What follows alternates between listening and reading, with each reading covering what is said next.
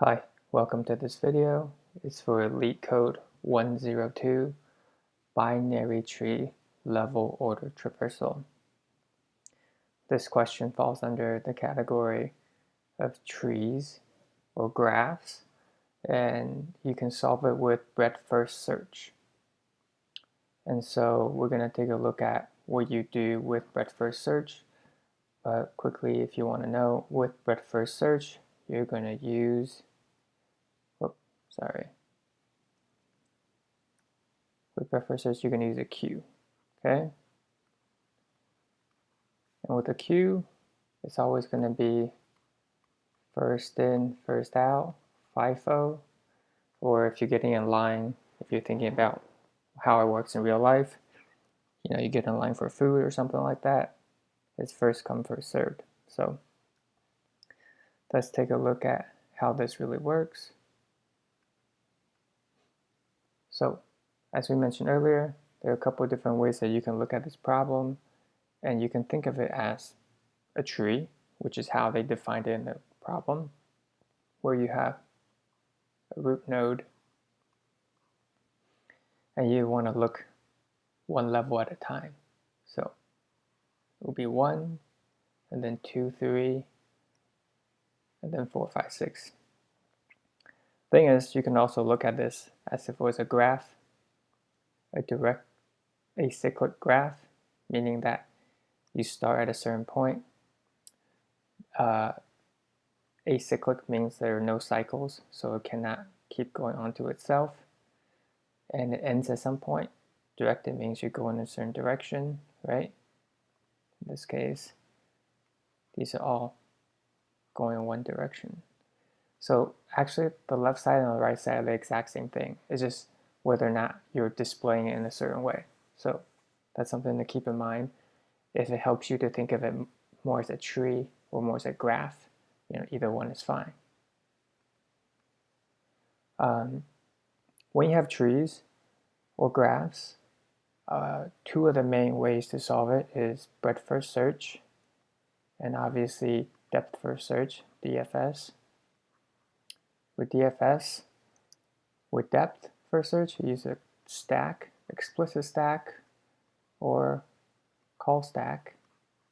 However, as we mentioned earlier, with breadth first search, you're going to use a queue, okay?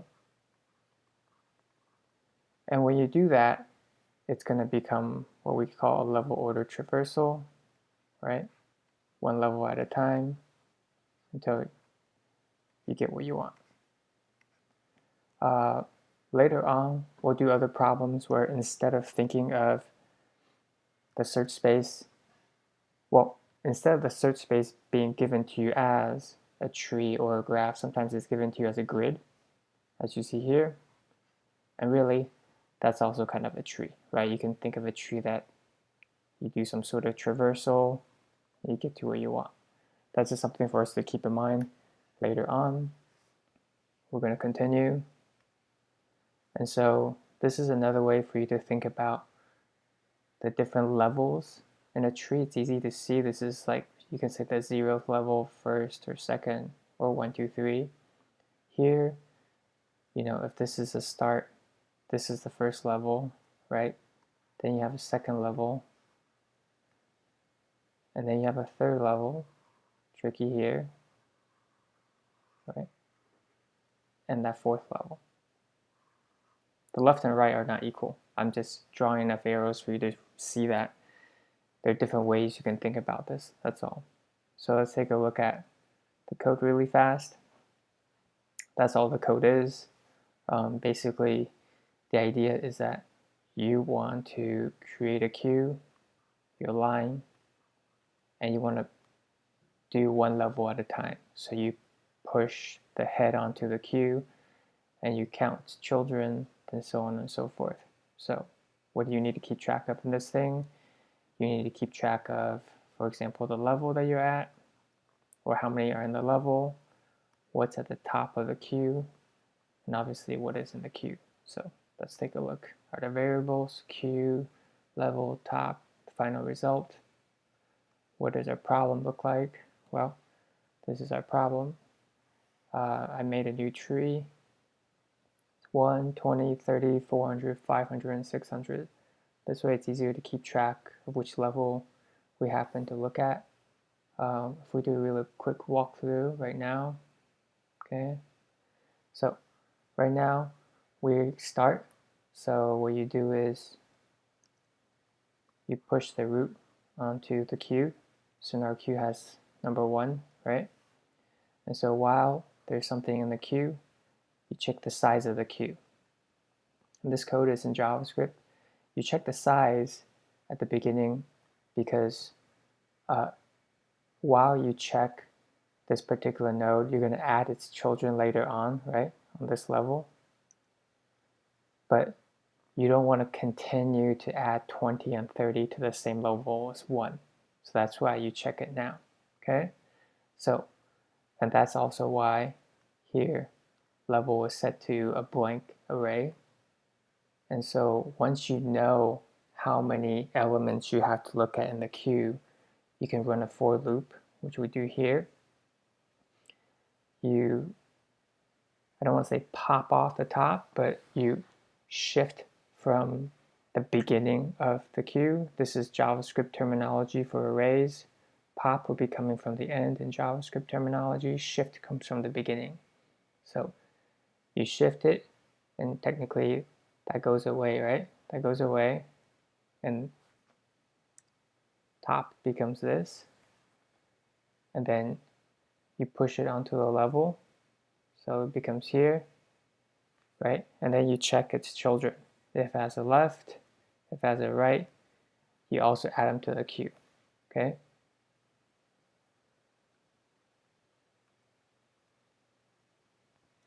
So we see that we were at 1. And so we added its children, which are 20 and 30. And because you had checked the size early on in the while loop right here, you know that the size was just 1. So you won't get confused with the 20 and 30 and process them in the for loop. You will process them later. So once you finish adding 20 and 30 on these 2 lines, you're going to push it onto the result what you already have in the level because you finished this particular level. So of course, at the end you have 1 here, and then you start the while loop again, right? So when you start the while loop again, you see that we have the 1 here, and now we look at what's inside the queue. So originally, right, it was 20 and 30. So you look at 20 here, you shift it off from the top, so it's 20. You push it onto a level, right? Those are the lines right here, shifting, pushing onto a level, which of course we get rid of that. And then you look at its children. You look to see its left, well, we see 400, so we add 400. And the reason I denote with these 2 vertical bars is because early, when you check the size, you know, it was done when it was just everything on the left side.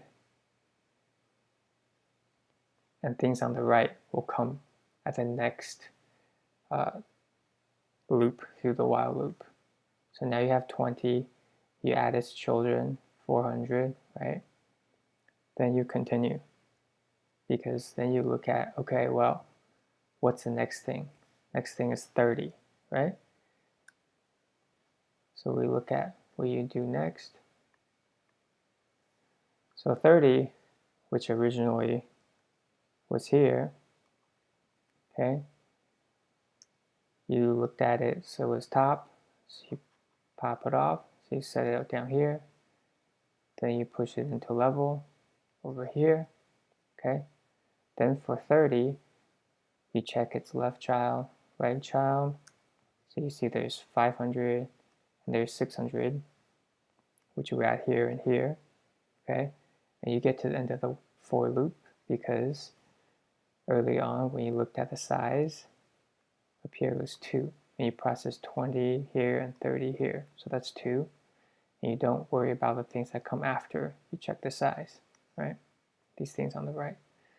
So then you know, okay, well, I finished checking what was previously in the queue. So this for loop here will end right here.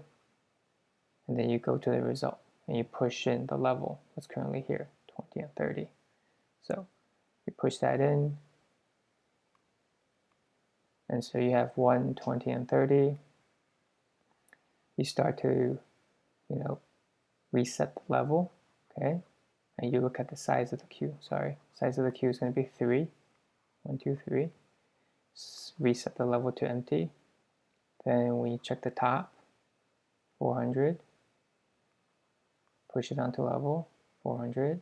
So you can get rid of that, right? Popped it. Then you check left, right. Well, there are no children for 400. So we move on, right? Then you look at 500 and 600. Remember, originally, the size that we're looking at, this was 3, okay? So this for loop runs 3 times. So we did it for 400. Then you check 500, right? You check, that's the top. Shift it off. You sign it here. You see level. Put it here. Children? No children. So you continue.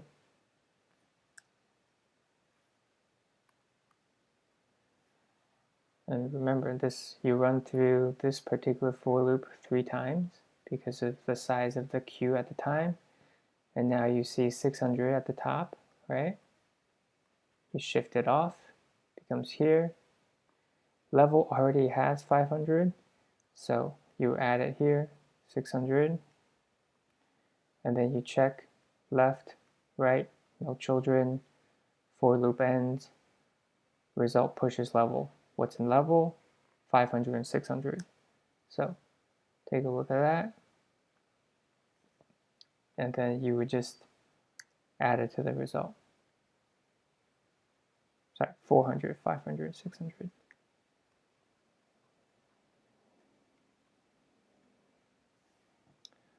Earlier, messed that up when I was making the slides. So that's what you end up with. The code is exactly just as you see here. There's really nothing else to it.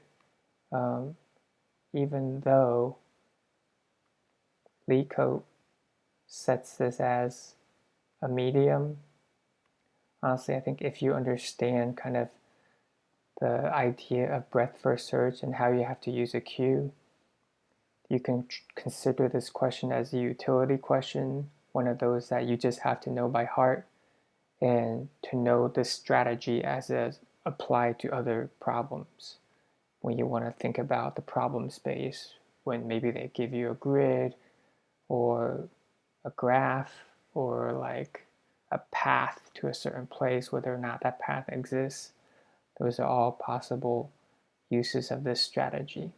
So thank you. Once again, that's Leetcode 102, binary tree level order traversal. And you can solve it with breadth first search.